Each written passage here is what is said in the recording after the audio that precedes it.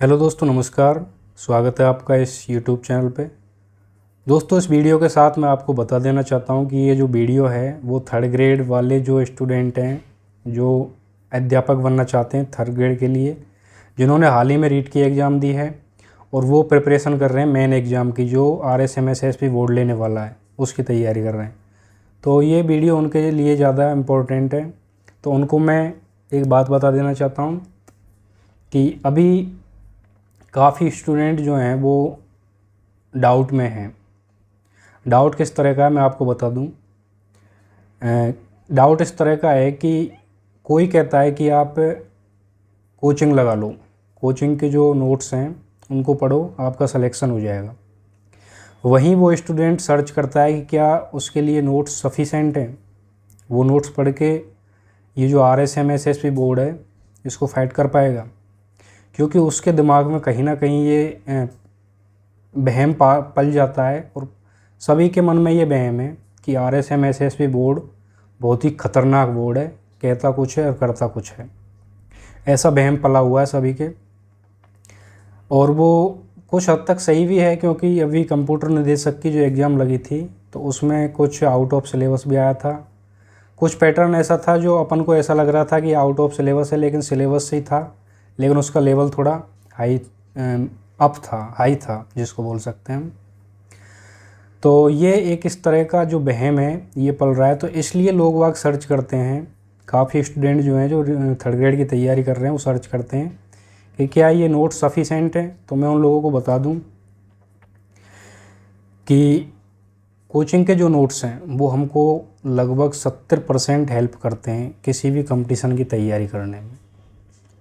तो डाउट कहाँ से स्टार्ट होता है मैं उस टॉपिक पर आता हूँ कि जब वो इंटरनेट पर इस पर सर्च करते हैं ना, तो कई वीडियो मिल जाएंगी आपको, और उन वीडियो में बोलते हैं कि नोट्स तो सभी पढ़ते हैं, कोचिंग सभी करते हैं, तो आपको अगर थर्ड ग्रेड में सिलेक्शन लेना है तो कुछ अलग पढ़ना होगा।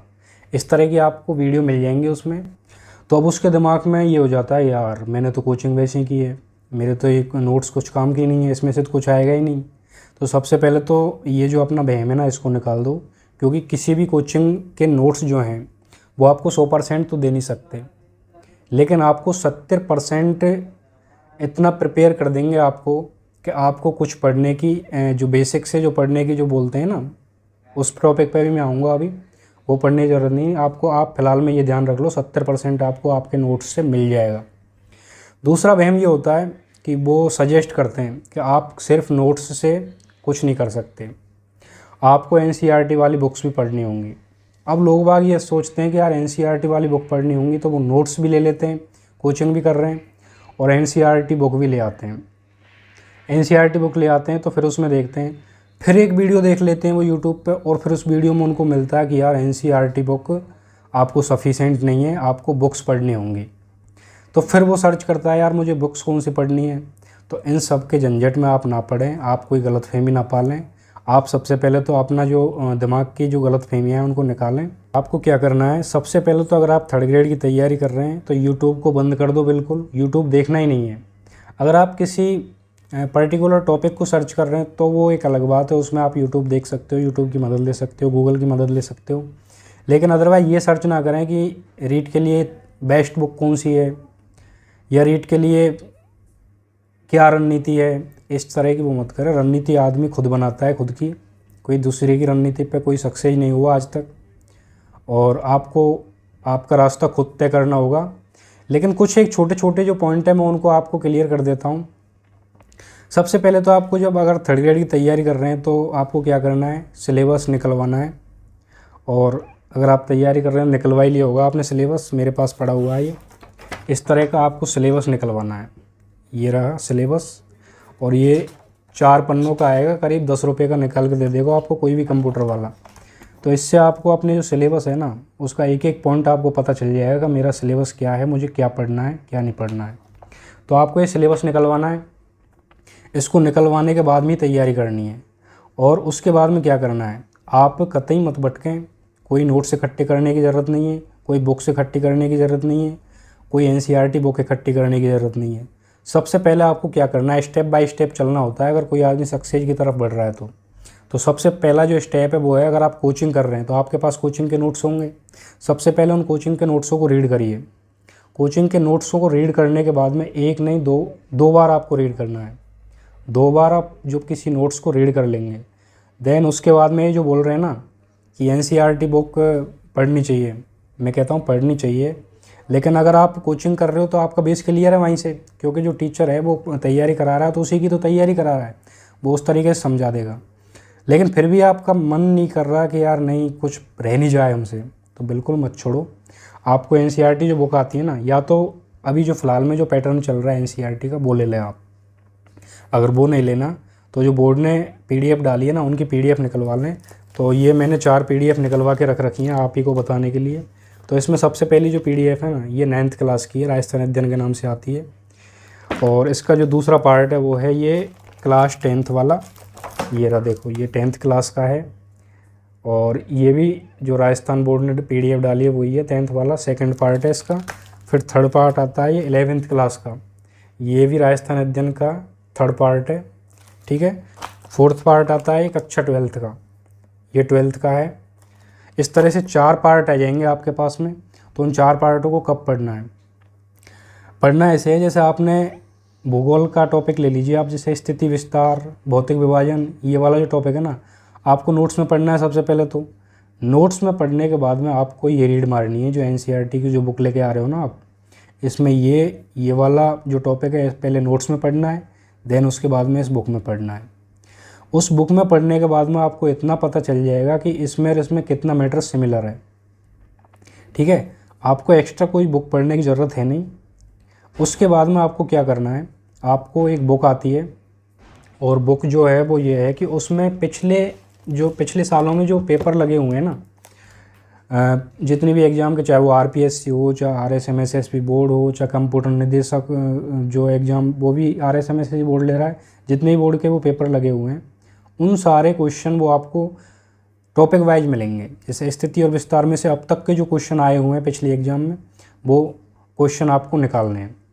वो निकालने तब है जब आपको वो नोट्स में नोट्स में जो टॉपिक है ना, उनको पहले पढ़ लें आप। जैसे स्थिति विस्तार पढ़ लिया, उसके बाद में आपने एनसीईआरटी में पढ़ लिया, देन उसके बाद में ये एक साथ ही नहीं करना है कि आज ही आपने ये पढ़ लिया, आज ये पढ़ लिया, आज ये पढ़ लिया, ऐसे नहीं करना है।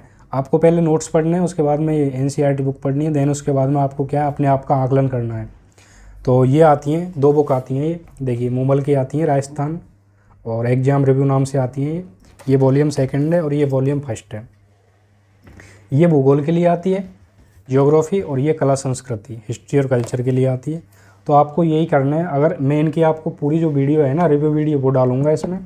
फिलहाल तो आप इतना समझ लें कि ये बुक में आपको जो क्वेश्चन है ना वो देखना है।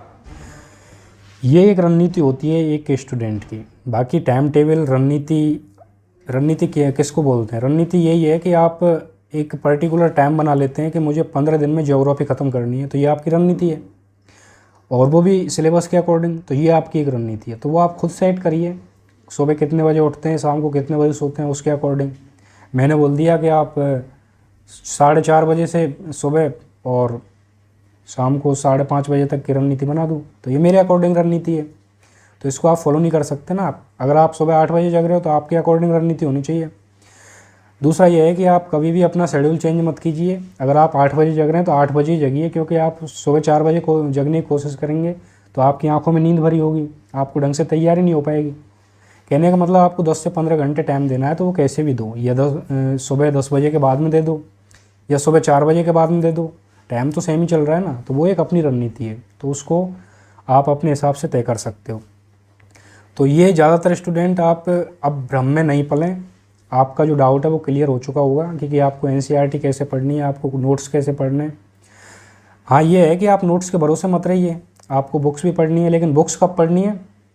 बुक्स पढ़नी है आपको लास्ट में, परीक्षा से 1.5-2 महीने पहले, जब आपका नोट्स क्लियर हो जाए, नोट्स आपको अच्छी तरह याद हो जाएँ, एनसीईआरटी बुक है आपको वो अच्छी तरह याद हो जाए, उसके बाद में आप अलग मैटर पढ़िए। अगर आप पहले ही पढ़ोगे तो आपको ज़्यादा बोझ महसूस होगा, ज़्यादा मैटर दिखेगा, आपका दिमाग डिस्टर्ब ज़्यादा होगा, ये पढ़ूँ क्या पढ़ूँ। तो पहले स्टेप बाय स्टेप चलिए। हर टॉपिक के आपको, हर सब्जेक्ट के आपको इसी तरह से जो मैं बता रहा हूँ, नोट्स वगैरह पढ़ने हैं, फिर क्या पढ़ना है, फिर बुक पढ़नी है। अगर आपके पास में नोट्स या कोचिंग के जो PDF वगैरह वो नहीं है तो आप डायरेक्ट बुक भी पढ़ सकते हो, उनके आप शॉर्ट नोट्स भी बना सकते हो, तो वो आपकी एक अलग से रणनीति है। और एक ये है कि आप थर्ड ग्रेड के साथ, बहुत से स्टूडेंट कह रहे हैं कि मैं थर्ड ग्रेड के साथ सेकंड ग्रेड की भी तैयारी कर रहा हूँ। तो सबसे पहले तो मैं आपको ये बता दूँ कि आप कभी भी इस भ्रम में ना रहे हैं कि मैं थर्ड ग्रेड की तैयारी कर रहा हूँ और सेकंड ग्रेड की तैयारी कर लूँगा। आपसे हो ही नहीं सकती, नहीं कर सकते आप। अगर थर्ड ग्रेड का स्टूडेंट सेकंड ग्रेड की तैयारी कर रहा है तो नहीं कर सकता। एग्ज़ाम दो लोगे आप, वो एक अलग बात है, लेकिन अगर आप सेकंड ग्रेड के स्टूडेंट सेकंड ग्रेड टीचर की तैयारी कर रहे हो तो आप थर्ड ग्रेड दे सकते हो, ठीक है। क्योंकि आपको 10-20% कुछ टॉपिक अलग है वो पढ़ना पड़ेगा, लेकिन आपको पूरा इंडिया GK और जियोग्राफी वगैरह, मतलब करंट वगैरह, ये सारी कुछ चीज़ें आपको नहीं हो पाएंगी। तो आप कोशिश ये करें कि आप केवल थर्ड ग्रेड पे फोकस करें, उसी में आप अच्छा स्कोर करें, उसी में आपको जो सिलेक्शन है वो हो जाए, तो बाद में आप कुछ भी कर लेना। तो दोस्तों ये है मेरी एक वीडियो जो काफ़ी सारे स्टूडेंटों के डाउट थे, मुझे कमेंट भी आ रहे थे स्पेशल, तो उनके लिए है ये। और आगे मैं आपको ये जो मोबल की बुक आती है एग्ज़ाम रिव्यू, इसका भी मैं आपको रिव्यू करने वाला हूँ, तो उसको अगली वीडियो में डाल दूँगा। उम्मीद करता हूँ दोस्तों आपको वीडियो पसंद आई होगी। अगर पसंद आई हो तो प्लीज़ लाइक करें, शेयर करें और हमारे चैनल को सब्सक्राइब करें। धन्यवाद।